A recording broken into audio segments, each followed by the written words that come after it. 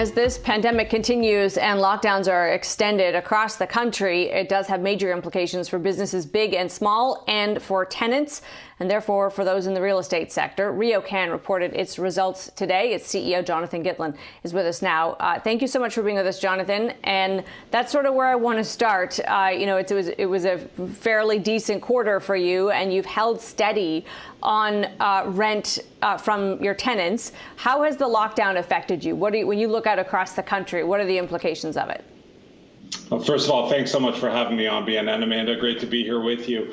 The lockdown obviously is negative for our business, but we do have a lot of tenants in our portfolio that are necessity-based tenants. They're very resilient tenants, and they've done very well even in the face of the pandemic. But we also have some tenants in our portfolio who aren't as fortunate, that have really had to shut down their businesses for a prolonged period of time. And not only have they had to shut down, but some, as you know, in Toronto, have been open and then closed and then open and then closed. It's been a bit of a boomerang effect.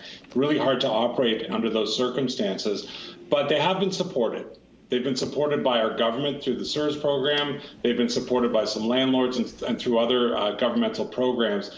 And I think because of that, a lot of these businesses have been able to sustain themselves through this. And a lot of them are hanging on with a view to brighter paths going forward, which we hope will happen very soon, given all of the vaccinations that are thankfully being rolled out. And one key place that we would look, which seems to be pretty healthy, but paint the picture for us, is as leases roll over. What's your renewal rate looking like, and the terms of those renewals? How's that part of the business feeling?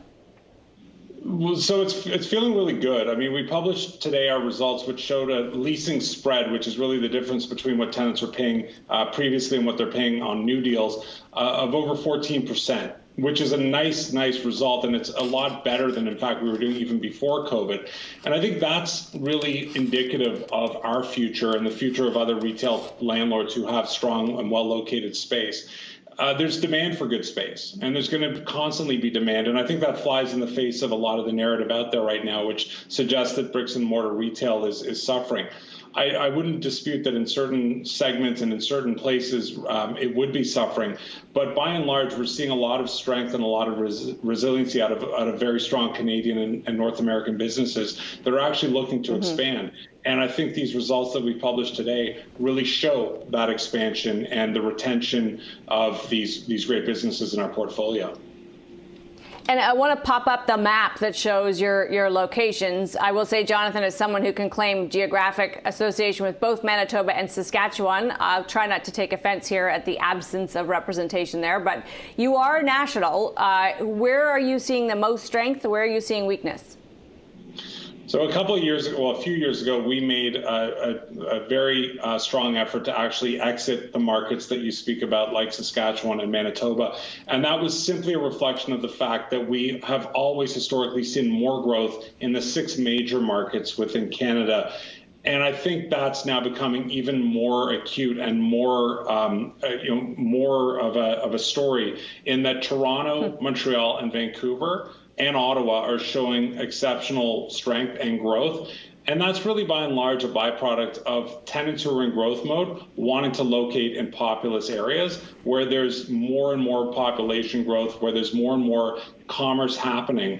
And so all of the calls that our leasing group gets from inbounds from tenants who are looking to grow, those are the markets they're focused on. With all due respect to Manitoba and Saskatchewan, which are great provinces, really the focus is on places like Toronto, which just have so many drivers, even in the face of the pandemic. But beyond the pandemic, we just feel that a city like Toronto or Montreal or Ottawa or Vancouver, they just have so much going for them. And that's why we've really taken a large bet on those types of municipalities.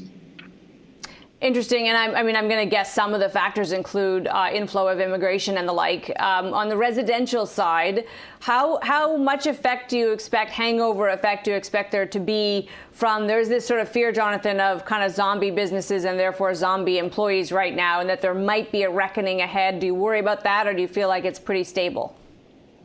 I feel like we've seen a dip in residential demand, rental demand over the last year, but I do think there'll be, I think that will come back to a much healthier place. there are fears of the downtown cores hollowing out a little bit. I think those are overstated. I am very bullish on places like downtown Toronto in the medium and long term.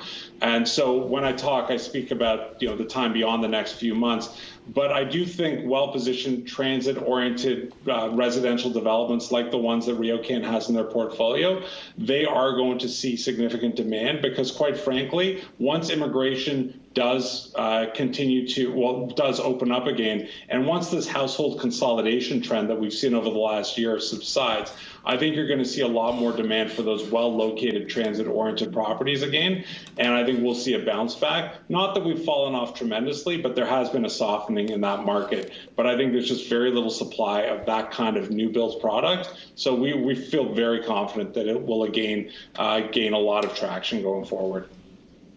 So we've only got a minute here, I'm afraid, but when we look at kind of your unit price, you have recovered nicely off of a pandemic low, but you're not back where you were pre-pandemic. What gets you there? Well, I think just a more clear and concise story that we convey to our investors, which just shows that we have so many levers for growth. I mean, what we've demonstrated in our results today is that we've got an exceptional core portfolio of great major market retail assets. But then I think if you supplement that with all of our development prospects, all of these great mixed-use transit-oriented properties that we're developing and creating a lot of value for our unit holders in doing so, I think that creates a lot of value. But I also think the sentiment around retail improves as well, and that will help us. Jonathan, it's great to have you with us. Appreciate your time always. Jonathan Gitlin is the CEO of RioCan.